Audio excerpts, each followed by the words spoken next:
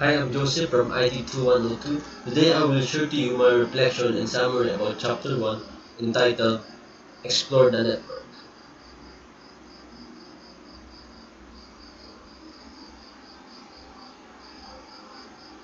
In Section 1, it just explains what is the whole chapter will be all about. This chapter introduces the platform of data networks upon which our social and business relationships increasingly depend. The material lays the groundwork for exploring the services, technologies, and issues encountered by network professionals as they design, build, and maintain the modern network. And we also do an activity wherein we draw our concept of the internet. And to share it to you guys, this is my concept of the internet.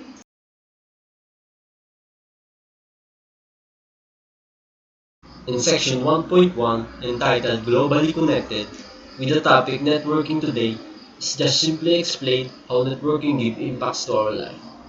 Through the use of networks, we are connected like never before. We can communicate to others instantly. We can discover news and discoveries worldwide in just a second. It also explains how the technology evolves from then and now.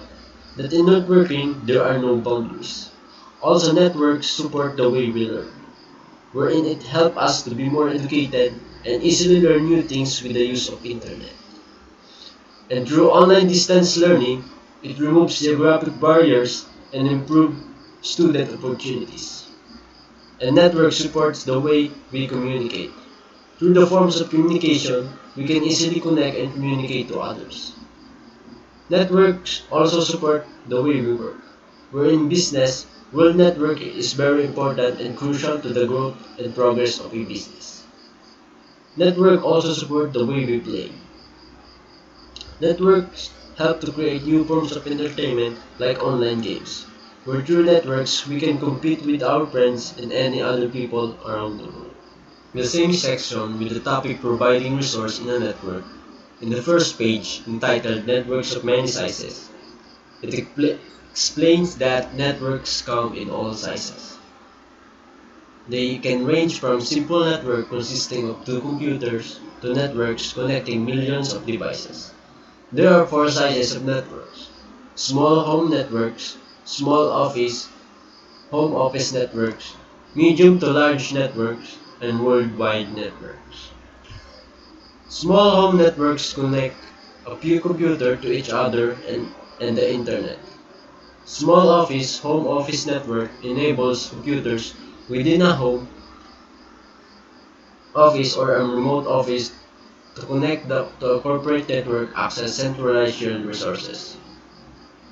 Medium to large networks that is used by corporations and schools can have many locations with hundreds or thousands of interconnected computers. Lastly, the worldwide network. It is a network of networks that connects hundreds of millions of computers worldwide. The next page, entitled Client and Servers, just to explain, clients and computers with software installed that enable them to request and display the information obtained from the server. There are three types of client and server: the file client and server, the web client and server, and the email client and server. The last page on this topic is the peer-to-peer.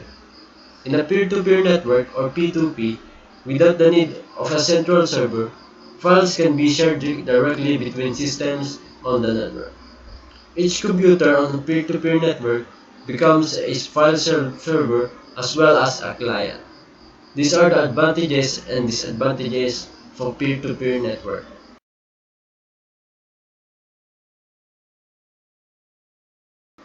Now let's move on to section 1.2 entitled LANs, WANs, and the Internet. The first topic is all about the network's components. In the first page of the topic, it talks about the overview of network's components. I will show to you the components of a network. Network infrastructure provides the stable and reliable channel over which these communications are. Devices, media, and services are the three categories of network components. Devices and media are the physical elements or hardware of the network, and services include many of the common network applications people use every day, like email hosting services and web hosting services. The next page, entitled End Devices, this is where people are most familiar. End device is either the source or destination of a message transmitted over the network. Examples of end devices are desktop computer, laptop, printer, IP phone, wireless tablet, and telepresence endpoint. The next network device is the intermediary network device. Connect the individual end devices to the network and can connect multiple individual networks to form an internetwork. It also provides connectivity and ensure that data flows across the network.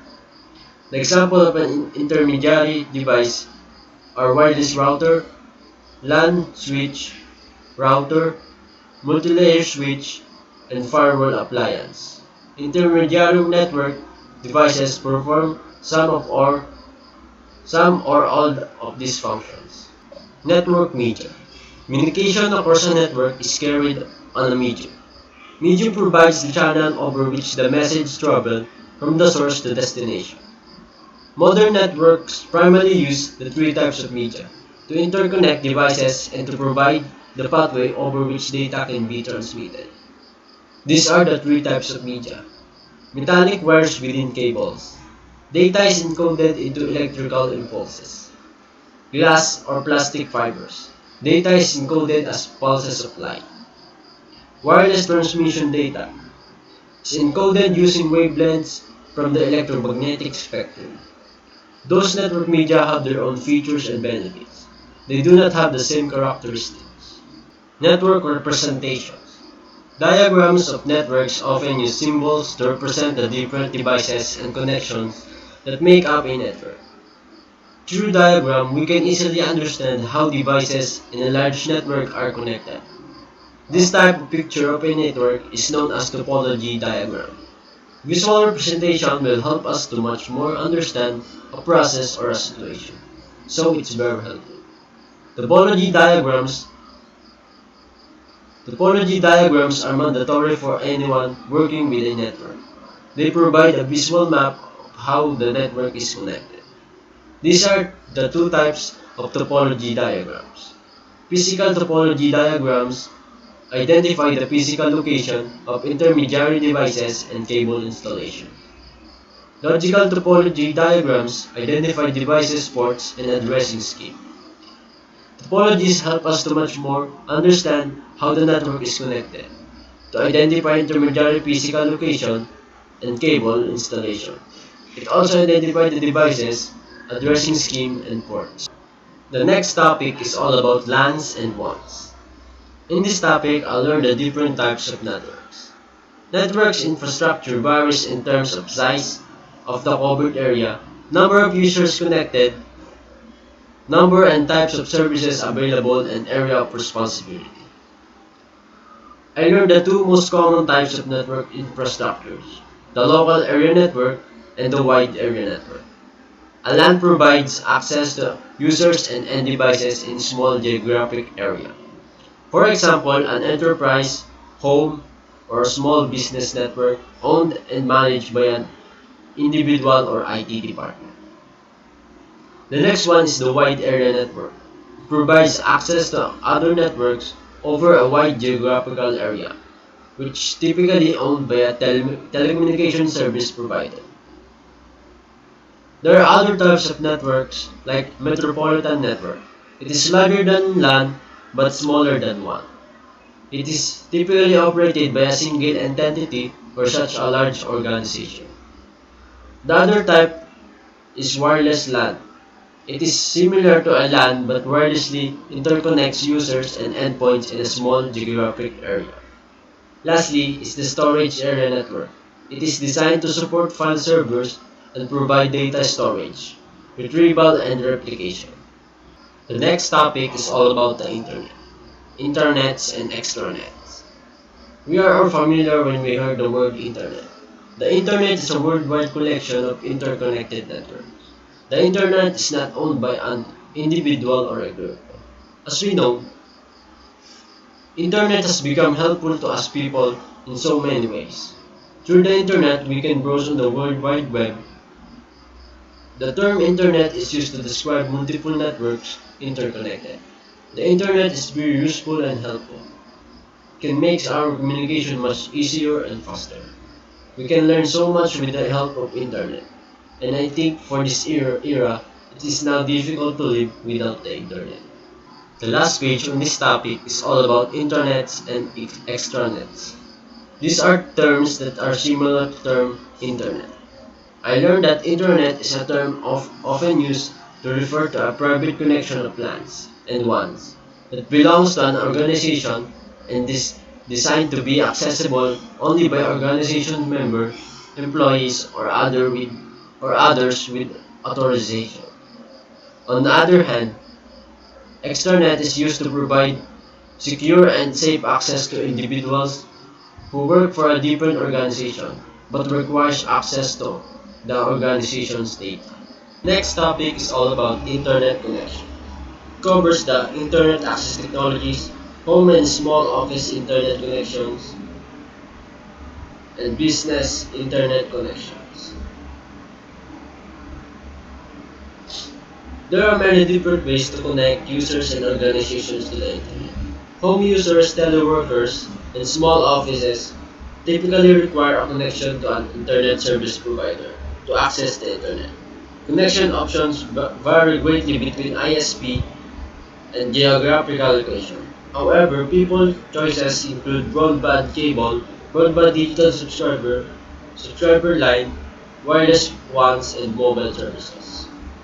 Business class interconnections are usually provided by service providers.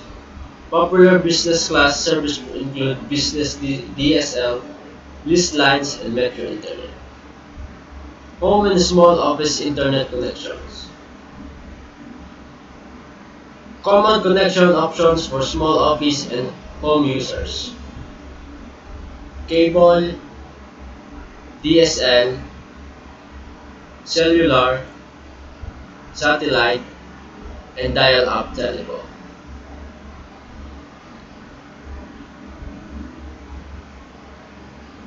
Many homes and offices are more commonly being connected directly with fiber optic cable. This enables an ISP to provide higher bandwidth speeds and support more services such as internet, phone, and TV. The choice of connection varies depending on geographical location and service provider availability. Businesses internet connections.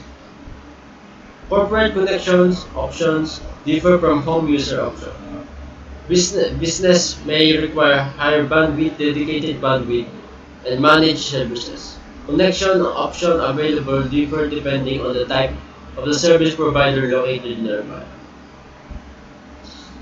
Common connection options for businesses. Dedicated list line, Ethernet 1, DSL, and satellite. The choice of connection varies depending on geographical location and service provider availability. The next section is entitled The Network as a Platform. It includes two topics. The first topic is all about converged networks and it covers traditional separate networks and a converging network. Traditional separate network could not communicate with others, used different technologies to carry the communication signal, had its own set of rules and standards.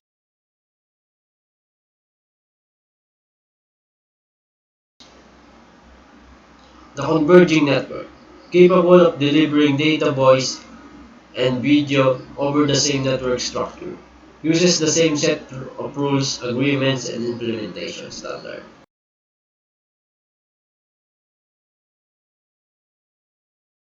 The next topic on this section is all about reliable network and it covers about network architecture, fault tolerance, scalability, quality of service, and security. Network architecture. Network architecture refers to the technologies that support the infrastructure and the program services and rules or protocols that move data across network. As network evolved, we are discovering that there are four basic characteristics that are underlying architectures need to address in order to meet user expectations. These are the fault tolerance, scalability, quality of service, and security. In order to achieve the goals of network security, there are three primary requirements: confidentiality, integrity, and availability. Moving on to section 1.0, the changing network environment. The topic is all about network threats. As new technologies and end users' devices come to market, businesses and consumers must continue to adjust to this ever-changing environment. There are several new networking trends that will affect organizations and consumers. Some of the top trends include bring your own device or BYOD, online collaboration, video communication, and cloud computing. And in another topic entitled Network Technologies for Home. There are three technology trends in home. First one is the smart tech home technology, then the power line networking, and lastly the wireless broadband. These three technology trends will surely change the every aspect of the home, and I think the implementation of this and development will surely grow through the years. The last topic on this section is the network security. Network security is an integral part of computer networking, but even having a security, there will always be network security threats. The most common security threats to networks include viruses, worms, and Trojan horses, spyware and adware, zero-day attacks also called zero-hour attacks, hacker attacks, denial of service attacks, data interception and theft, identity theft. But there are network security components that will help to secure your network from external threats. Antivirus and anti-spyware, firewall filtering, access control list, intrusion prevention systems, and virtual private network. These network security components will help you to secure your computer network. The last topic on this section is network architecture, and it covers Cisco network architecture and CCNT and CCNA certification. Cisco network architecture. The role of the network has changed from a data-only network to a system that enables the connections of people, devices, and information in a media-rich converged network environment. In order for the networks to function efficiently and grow in this type of environment, the network must be built upon a standard network architecture. The network architecture refers to the devices, connections, and products that are integrated to support the necessary technologies and applications. A well-planned network technology architecture helps ensure the connection of any device across any combination of networks. While ensuring connectivity, it also increases cost efficiency by integrating network security and management and improves business and processes. At the foundation of all network architectures and in fact, at the foundation of the internet itself are routers and switches. Routers and switches transport data, voice and video communications as well as allow for wireless access and provide for security. Building networks that support our needs of today and the needs and trends of the future starts with a clear understanding of underlying switching and routing infrastructure. After a basic routing and switching network infrastructure is built, individuals, small businesses, and organizations can grow their network over time, adding features and functionality in an integrated solution. CCNT and CCNA certification. The role and skills required of network engineers are evolving and are more vital than ever. The Cisco Certified Network Associate Routing and Switching Certification demonstrates you have a knowledge of foundational technologies and ensures you stay relevant with skill sets needed for the adoption of next generation technologies. The CCNA routing and switching certification is achieved by passing two exams or one composite exam. Candidate who passes the first exam is qualified to be called a Cisco Certified Entry Network Technician. The CCNT exam tests a candidate's knowledge and skills related to network fundamentals, LAN switching technologies, routing technologies, infrastructure services, and infrastructure maintenance. The second CCNA exam tests candidates' knowledge and skills related to IPv4 and IPv6 routing technologies and WAN technologies, as well as more advanced technologies in LAN switching, infrastructure services, and infrastructure maintenance. This course helps set the stage for networking concepts and basic routing and switching configuration and is a start on your path towards CCNT and CCNA certification. In the last section of this chapter, I watched a short movie entitled Warriors of the Net, and I also create a reflection video about it. And that's my summary reflection about chapter 1. Thanks for watching, till next time.